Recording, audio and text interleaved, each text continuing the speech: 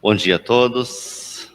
Vamos colocar em pé para ouvir a leitura do Evangelho de Jesus Cristo, segundo a narrativa que se encontra no Evangelho de João, capítulo 21, versículos de 1 a 19.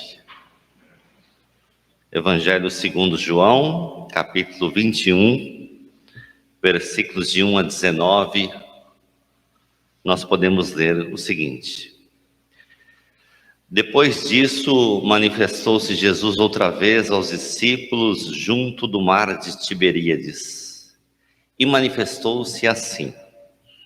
Estavam juntos Simão Pedro e Tomé, chamado Dídimo, e Natanael, que era de Caná da Galileia, os filhos de Zebedeu e outros 2 dos seus discípulos.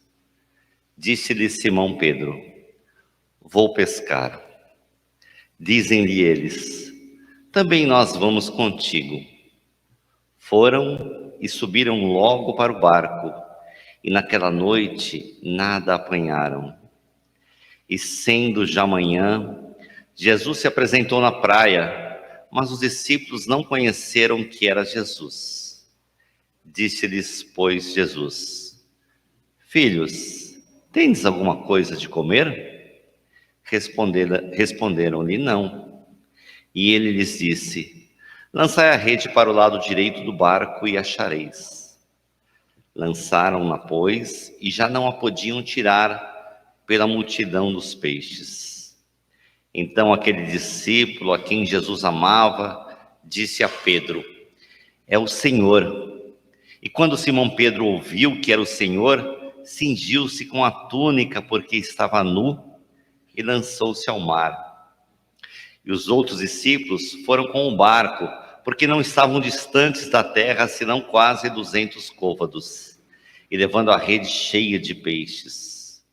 Logo que desceram para a terra, viram ali brasas, e um peixe posto em cima, e pão. E disse-lhes Jesus: Trazei dos peixes que agora apanhastes. Simão Pedro subiu e puxou a rede para a terra, cheia de 153 grandes peixes, e sendo tantos, não se rompeu a rede. E disse-lhe Jesus: Vinde, comei. E nenhum dos discípulos ousava perguntar-lhe: Quem és tu? Sabendo que era o Senhor. Chegou, pois, Jesus e tomou o pão e deu-lhes, e semelhantemente o peixe. E já era a terceira vez que Jesus se manifestava aos seus discípulos, depois de ter ressuscitado dentre os mortos.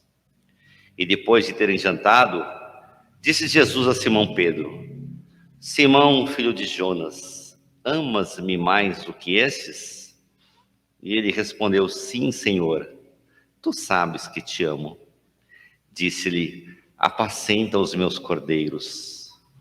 Tornou a dizer-lhe uma segunda vez: Simão, filho de Jonas, amas-me? E disse-lhe: Sim, Senhor, tu sabes que te amo.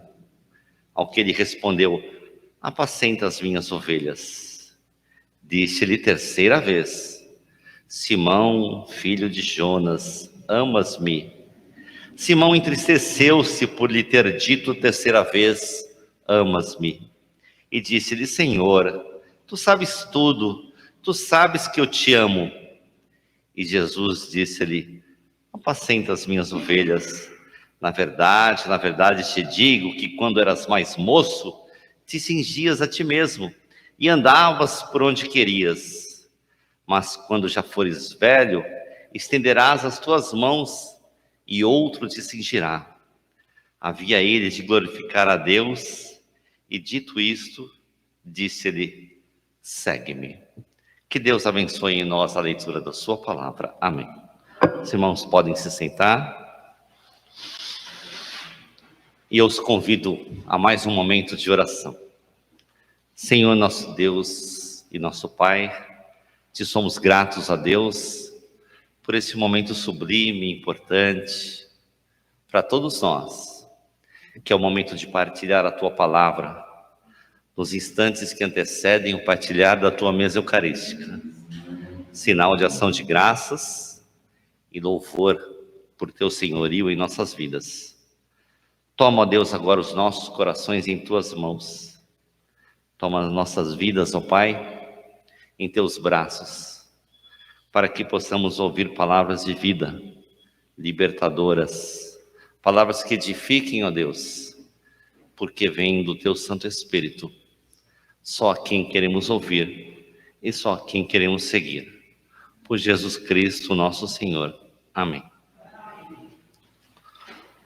Hoje é o chamado terceiro domingo da Páscoa, isto é, o terceiro domingo após a celebração máxima do cristianismo, que é a celebração da ressurreição do Senhor Jesus. E neste domingo, a leitura do Evangelho, segundo a tradição do evangelista João, no capítulo 21, traz um relato impressionante que brevemente eu queria compartilhar com vocês alguns detalhes, preparando-nos para o momento mais alto dessa celebração, que é a Santa Ceia. João é o mais tardio dos relatos evangélicos. Ele é fruto, portanto, de uma interpretação teológica mais elaborada, de uma linguagem assim mais repleta de simbolismos, porque quando estudamos os 4 evangelhos chamados canônicos, isto é, que se encontram no texto do Novo Testamento, sabemos que João, deles, é o mais recente. É o que foi, digamos assim, escrito por último.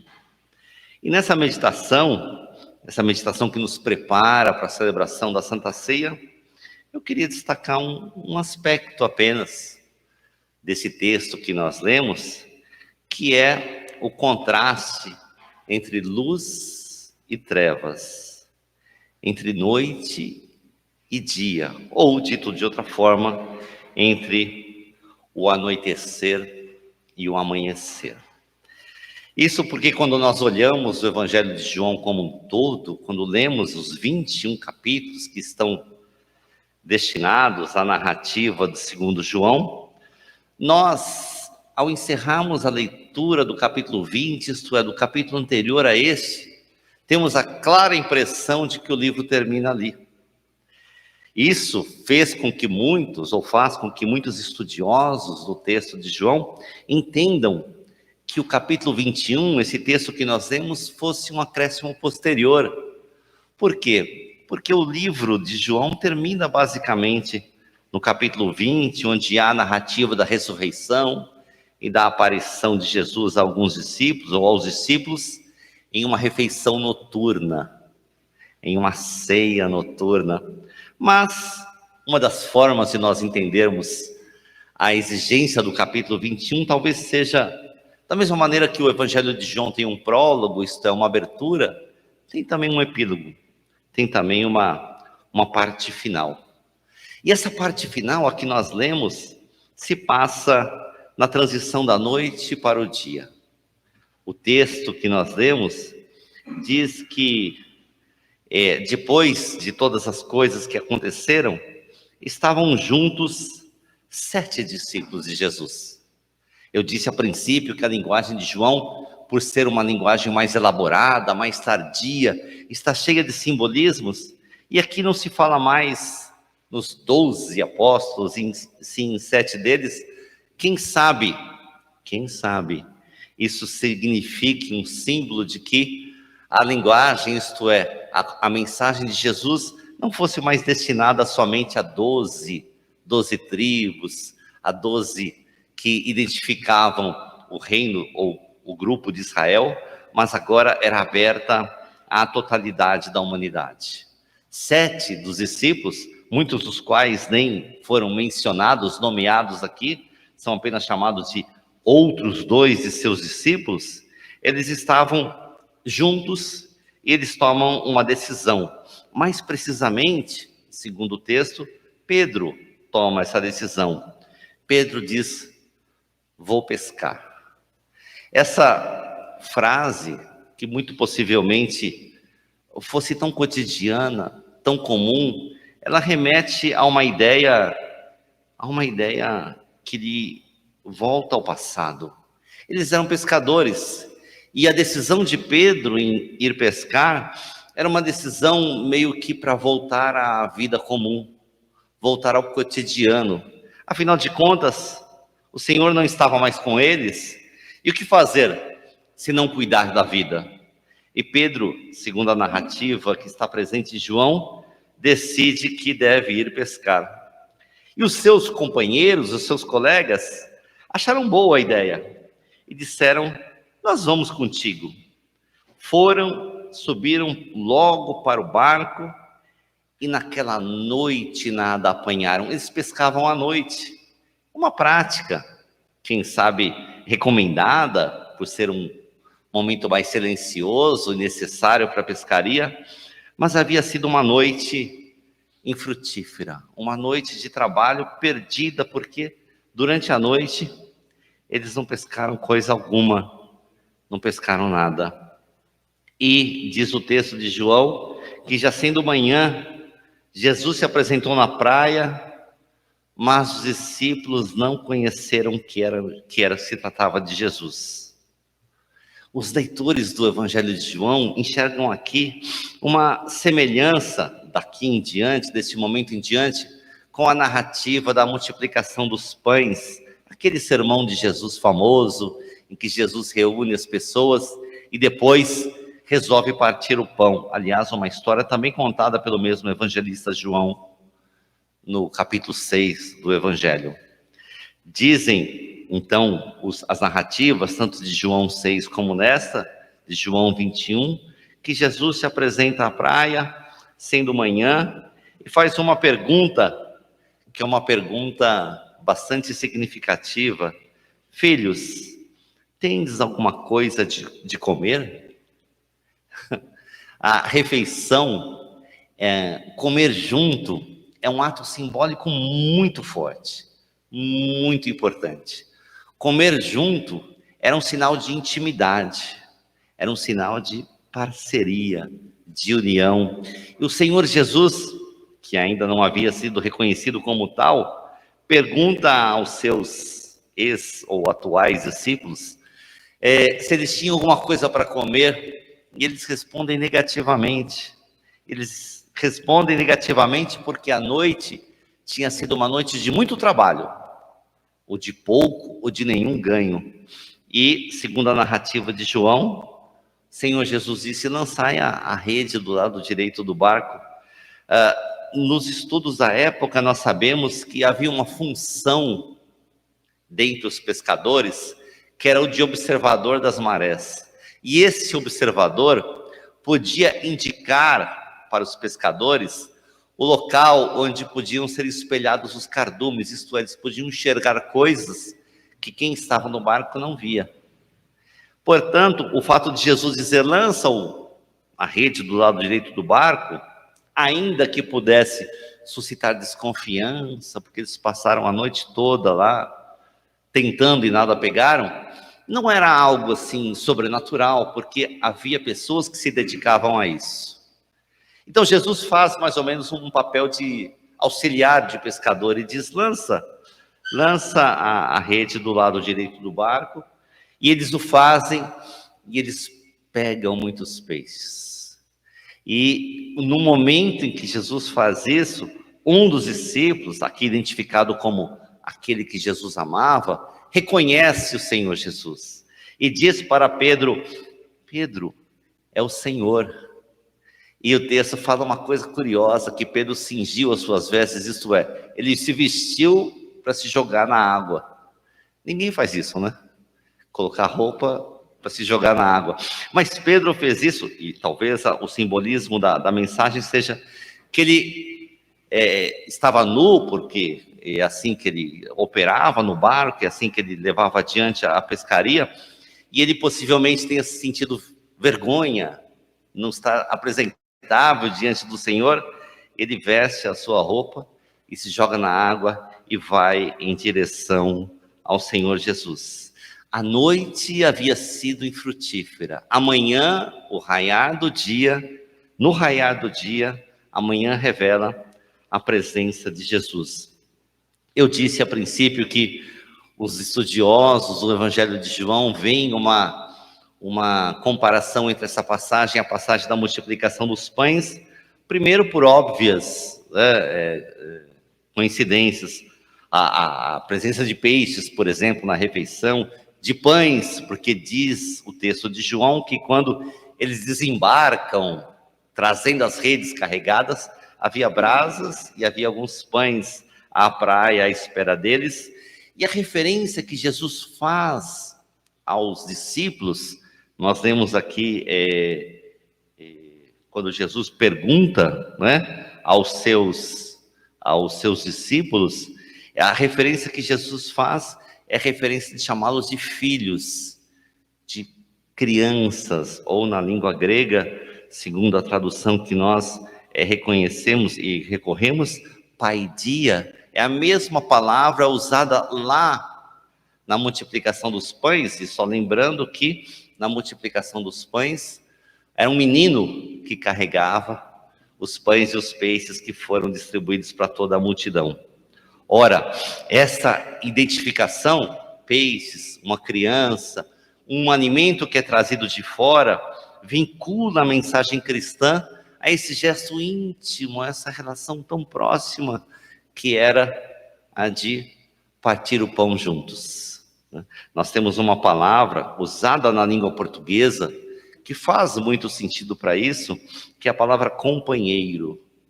Companheiro é aquele que parte o pão, é aquele que divide o pão na companhia de um outro alguém. É o que nós faremos daqui a pouco. Seremos companheiros uns dos outros, isto é, partiremos o pão eucarístico. Então, o Evangelho de João, no capítulo 20, naquele término que eu me referi a vocês, o faz na despedida de Jesus em uma ceia. Uma ceia interna, circunscrita aos discípulos de Jesus. E agora, no capítulo 21, em um mar aberto, em uma praia, na praia, usando um simbolismo muito forte, o faz a mesma ceia aberta a toda a humanidade. Vejam que nós temos aqui alguns símbolos que serão importantes, muito significativos na história do cristianismo e daquilo que seria mais tarde a mensagem cristã, a mensagem em que Jesus dá e traz ao mundo. Há uma passagem no final do texto que nós lemos, quando Jesus faz uma pergunta a Pedro: tu me amas? Ele repete, ou melhor, ele faz essa pergunta 3 vezes. Repetir seriam 2, né? Ele faz a pergunta 3 vezes, e os leitores do Evangelho, e talvez o próprio Pedro, tenham associado isso à negação de Jesus, porque segundo o relato dos Evangelhos, Pedro negou Jesus 3 vezes. Essa é uma associação fácil, numérica, de fazer, mas eu gostaria de desafiá-los a uma outra forma de interpretação. Jesus pergunta a Pedro 3 vezes: tu me amas? Não porque ele quisesse pisar em Pedro e dizer: olha, tá vendo, você me negou 3 vezes, agora você vai dizer 3 vezes que você me ama. Não, a vingança não é uma face da mensagem cristã, não é uma mensagem do Evangelho. Mas Jesus teria perguntado a Pedro 3 vezes: tu me amas? Para conceder a ele perdão completo. Ao invés de fazê-lo lembrar da dor da negação, dizer: veja, o meu amor é tão extenso e tão importante que é capaz de perdoar todas as coisas, inclusive esse gesto, então não tem mais importância para mim. Isso não tem mais nenhum significado para mim. Eu te perdoei. E Jesus traz não a mensagem da vingança, não a mensagem da revanche, mas traz a mensagem do perdão. Ainda que Pedro tenha se entristecido e tenha dado uma resposta que qualquer um de nós daria: Senhor, tu sabes todas as coisas, tu sabes que eu te amo. Nas 3 vezes a resposta de Jesus foi: apacenta as minhas ovelhas. Portanto, é serviço. Segundo a tradição dos nossos irmãos católicos romanos, Pedro foi o primeiro Papa. E, por falar nesse tema, tão em voga hoje no noticiário, por conta da sucessão que está sendo feita em Roma, que começará nessa semana, o primeiro Papa, se assim considerarmos, se aceitarmos essa teoria histórica, ele é sagrado no serviço, ele é consagrado no serviço. O que Jesus diz a Pedro? Vai e reina, vai e exerce poder? Não. apacenta as minhas ovelhas. A mensagem de Jesus a Pedro é uma mensagem de perdão e é uma mensagem de serviço. No final da passagem que nós lemos, Jesus faz uma referência também a Pedro de maneira curiosa, que ele diz assim, quando eras mais moço, te cingias a ti mesmo, isto é, você se vestia sozinho, conseguia fazer as coisas sozinho, andavas por onde querias, mas quando fores velho, estenderás as suas mãos e outro te cingirá. São palavras fortes, né? Principalmente dito a alguém que é descrito nos evangelhos como alguém muito ativo. Nós conhecemos pessoas assim, né? Pessoas que são muito ativas, que fazem tudo. Então, quando você era mais moço, ou talvez agora, você se veste sozinho, você vai onde você quer. Mas, quando você for mais velho, outra pessoa vai ter que vestir você, você vai depender de outra pessoa. E em tudo isso, você glorificará o reino de Deus, você glorificará a Deus. E em uma das traduções do Evangelho de João, está dito que Jesus disse isso para tipificar o estilo de morte que Pedro passaria. É lógico que é uma leitura tardia, posterior, e a tradição diz que Pedro poderia ter sido morto, ou à época do Império Romano de Nero, ou mais tarde tendo sido crucificado e tendo pedido para ser crucificado de cabeça para baixo, só para não parecer como fora Jesus, mas são especulações históricas. O fato que Jesus aqui, segundo a tradição de João, está comunicando para nós, é que há um momento da nossa vida, que é o momento da independência, ou ao menos imaginamos isso. Mas há um momento mais importante do que esse, mais significativo, que é o da dependência. A dependência do outro, segundo a narrativa de João, mas mais importante do que isso, a dependência de Deus. Então vejam que linguagem simbólica, quanto simbolismo se reúne em uma mesma passagem. A noite que se faz dia, a pescaria que se começa à noite, não tem fruto, o Senhor Jesus que aparece na manhã, no raiar da manhã, trazendo a esperança, trazendo o perdão. O dia da existência, na verdade, se revela na fraqueza do tempo que passa. Há uma narrativa na cultura grega, né, que é conhecida pelo nome de Enigma da Esfinge, bastante difundida, bastante espalhada por aí, que está presente na história de Édipo, né, na tragédia de Édipo do teatro grego, que é a respeito de um enigma, né, que havia sido colocado pela Esfinge, que dizia assim, que o homem é como um homem, é como um animal, que no nascer do dia tem 4 patas, né? Ao meio-dia tem 2 patas, e ao final do dia tem 3 patas ou 3 pernas. O que significava esse enigma? 4 pernas ou 4 patas, no nascer do dia, quando ele é criança, ele engatinha. E vai andando como se tivesse 4 pernas. Ao meio-dia, ele tem apenas 2 pernas, isto é, quando ele está no auge do seu vigor, ele anda sobre 2 pernas, não depende de ninguém. E ao declinar do dia, 3 pernas, por quê? Porque ele tem as suas 2 e mais uma bengala, né? Para ajudá-lo. Esse era o enigma da Esfinge, decifrado na história de Édipo. É mais ou menos isso que Jesus está dizendo aqui a respeito de Pedro, contudo de uma maneira assim mais messiânica, né? Mais profética. Quando você adentrar a sua idade, quando você for mais velho, dependerá de outro para te cingir, para te vestir. Essa é a mensagem de libertação, por incrível que pareça. Quando nós rompermos a noite, a manhã da nossa existência, é que nós reconheceremos a nossa dependência maior que a dependência da ação de Deus. É Deus que invade a noite da nossa existência e nos traz para a manhã esperançosa da vida. E só quando nós de fato dependermos dele por completo, que nós seremos livres. É uma contradição, né? Depender de alguém para ser livre.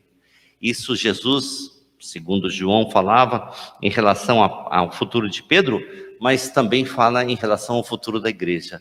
A mensagem de libertação é quando de fato dependermos completamente das decisões de Deus, da vontade de Deus, e nós de fato seremos livres. E aí de fato glorificaremos a Deus. A situação que se inverte é a situação que, na verdade, nos traz a presença de Deus. A noite, o cair do dia, o escuro, as trevas, hão de ser superadas pela presença gloriosa do Espírito Santo de Deus. Da mesma maneira que a morte foi vencida pela vida, a mensagem que nós carregamos de Jesus é uma mensagem de libertação, de não discriminação, de não julgamento, de vida que se faz, vida em abundância. Por quê? Porque fomos chamados para essa luz, para essa vida. Sejamos, pois, companheiros, partamos o pão, bebamos o cálice e anunciemos assim a morte e a ressurreição do Senhor para todos sempre. Amém.